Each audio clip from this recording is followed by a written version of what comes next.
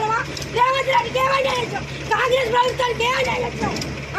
పేదల ఆరు మొగళ్ళని బతుకుంటే ఇంకా న్యాయం చేస్తారా? ఇదేనా న్యాయం?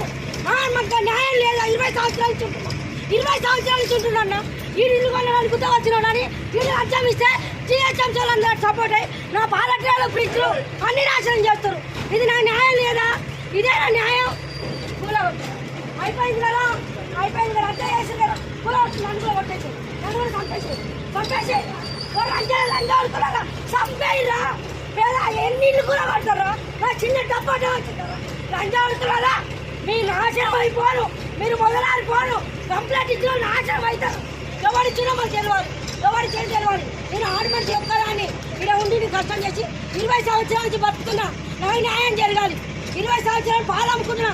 గవర్నమెంట్ అన్నీ కాదు, లంచ బుక్కుదండే కాదు. ఇక్కడ పాల ప్యాకెట్ అమ్ముకుంటున్నా. మా తాళికి అందరికీ ఉపయోగపడే దండ చేస్తున్నా. నేను ఇక్కడ నా కడుపు కొట్టడం న్యాయం కాదు. ఇది నాకు ఎట్లా కూడా డబ్బ కట్టియాలి, డబ్బ కట్టియాలి. నేను ఉంటాను.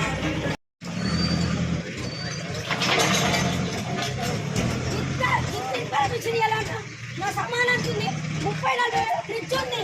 సమానం అంతా కూడా కొట్టిన నేను ఆశ అయిపోను, ఇది మొదలైపోను. ఒక ఆడదాని సామాన్ ఉంటానే పోదు. అమ్మ నా సమానం